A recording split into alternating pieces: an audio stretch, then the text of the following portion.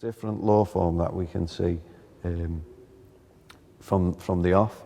So if we've got a guy who's got a conscience and he's saying, you know, I can see the needs of this person, so I'm going to offer my services, I'm going to grant my services to this individual and make sure that they get what they need for their own benefit. So the terms that we will be using within the trust relationship would be grantor, which would be the guy who's granting his services to the beneficiary who's getting the benefits. And when the guy is a grantor, he is then coming into the trust as a trustee, which means that he's the manager or the administrator of whatever the needs of the beneficiary may be. Or, for example, there may be a guy who knows that there's a need for someone to receive some benefit and yet can't do that job himself, so he will appoint or he will ask a trustee to act in his stead. So we have a grantor, which is a fictional term representing a party within the trust relationship.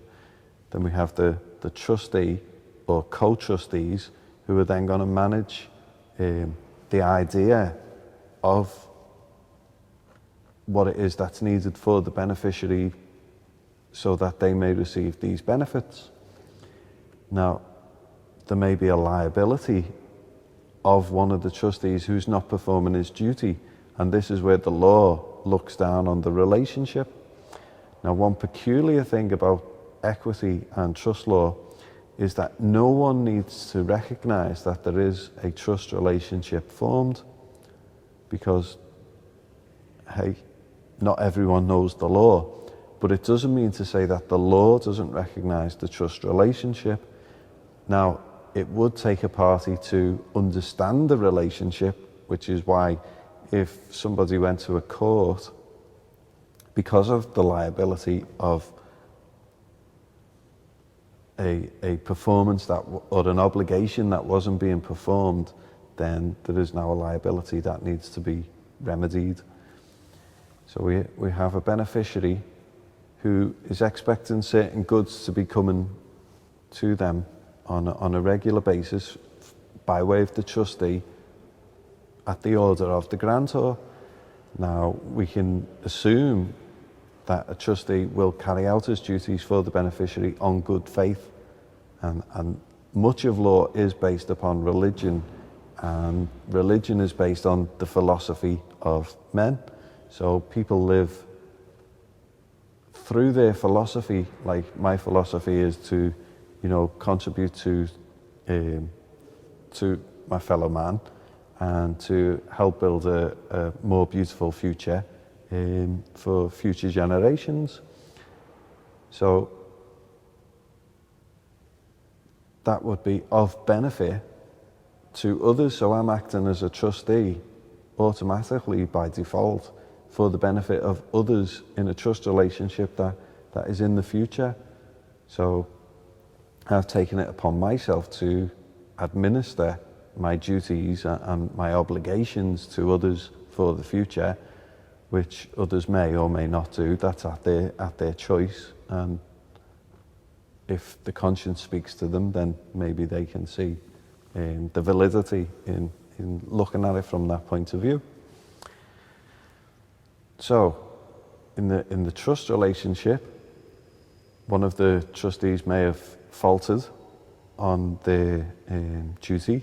So now it will be the duty of the beneficiary to bring the failure of the obligation to light, and the grantor also has the power to take away the trustee's duty and reappoint or re-express the intent if the intent has been construed and is being represented wrongly, so that the beneficiary is not receiving the true benefits that they deserve.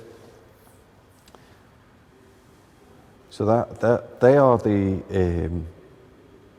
the positions within a trust relationship. We have grantor, which is also termed settlor, trustor, donor, and there are a few other terms that they use for this position. Then we have trustee, which will be manager, administrator, and he's accepting all the liabilities of the obligations to the beneficiary, which is also termed Cester Key Trust. And we need to have, in order for a trust relationship to be recognised, we need to have a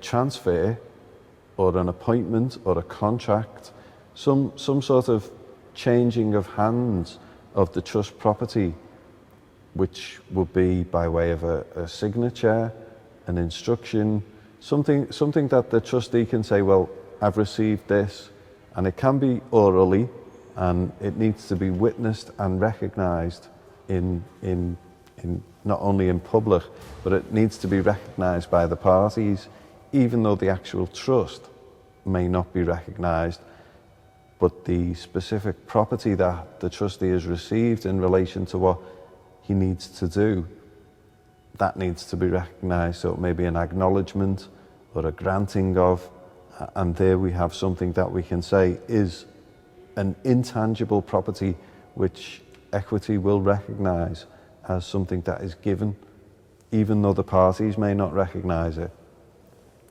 So that's something about the method of formation.